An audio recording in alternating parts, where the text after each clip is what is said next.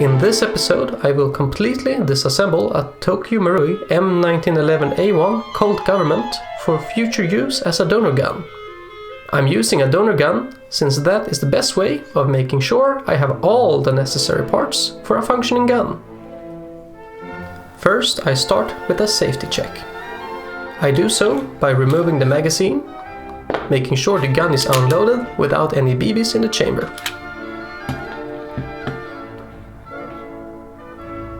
Next, I pull the slide back slightly, so the disassembly cutout on the slide matches the tab on the slide catch.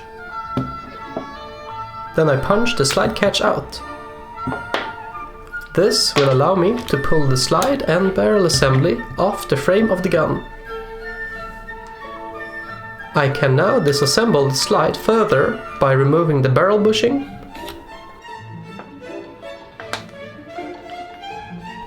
recoil spring guide along with recoil spring and recoil spring plunger, the inner and outer barrel, and then splitting those up. I'm now left with a slide and blowback housing.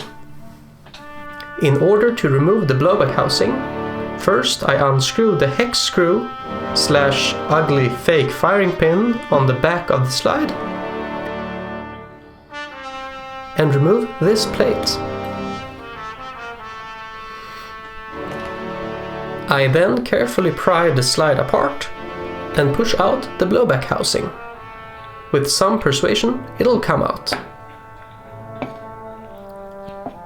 Lastly, I remove the slide rail using a small screwdriver. And then gravity is your friend. Moving over to the frame, I push the thumb safety all the way up, and with the help of a screwdriver, I pull it out of the frame. To make things easier in the next step, pull the trigger to relieve tension on the mainspring. Next, I push out the pin holding the mainspring housing in place.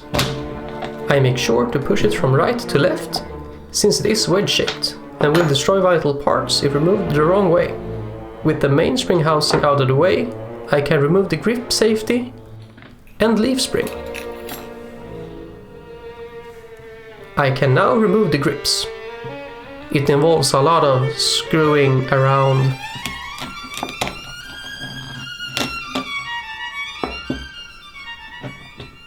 Then I remove the mag release from the frame.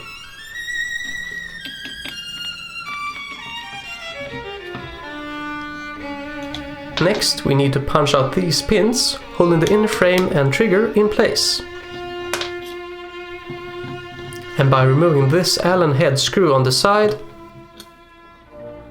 and this screw from inside the frame, I can finally remove the inner frame with hammer strut and all.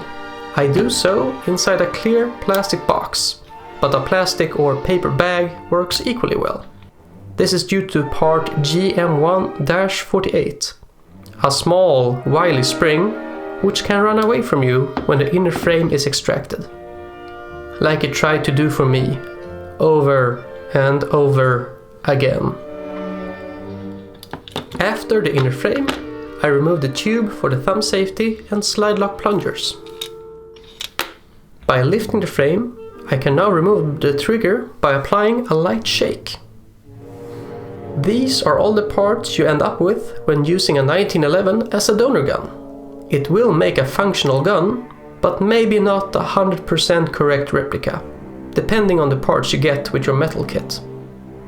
Now to put it all away in a safe place. Oh no, $150 down the drain. Please like and subscribe. If you liked this video, check out some of the other videos we made. If you want.